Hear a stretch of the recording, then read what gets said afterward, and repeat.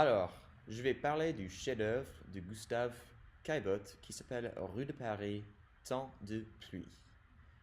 Cette œuvre est une œuvre de grande taille, ça mesure 2 mètres 10 par 2 mètres 75 et le tableau a été achevé en 1877. Le tableau a été affiché au salon pendant la troisième exposition impressionniste cette même année. Le tableau montre plusieurs personnes marchant à la place de Dublin à Paris, près de la gare Saint-Lazare. Malgré que Caillebotte était un ami et un mécène des impressionnistes, ce tableau est différent des œuvres typiques des impressionnistes grâce à ses lignes fortes et le réalisme de cette image. Caillebotte a fait partie de l'école des impressionnistes, mais ici, c'est clair que l'accent sur les détails et sur la réalité de l'image sont plus importants que les coups de pinceau larges et la lumière qui étaient très typiques des œuvres impressionnistes. Ce tableau montre son intérêt pour la photographie grâce au réalisme de cette œuvre dans tous ses aspects. Donc, la perspective est précise et normale, contrairement à de nombreuses œuvres de Cézanne et des autres impressionnistes. Caillebotte reproduit l'effet d'un appareil photo en faisant la mise au point au centre de l'image. Donc, les personnes au premier plan sont un peu floues, les gens du milieu de l'image sont mis au point, et les choses en arrière-plan sont progressivement moins claires.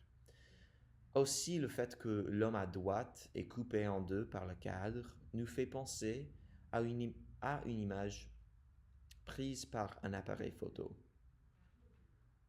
Cette œuvre a été bien accueillie par les Parisiens et le goût des académiques grâce aux lignes fortes, la perspective très méticuleuse et la grande taille de cette œuvre. Le tableau montre les appartements et les rues très typiques de Baron Haussmann. Haussmann a reconstruit Paris pour le faire plus ouvert, plus spacieux et plus élégant. Ces éléments très Haussmann sont soulignés par le cadre.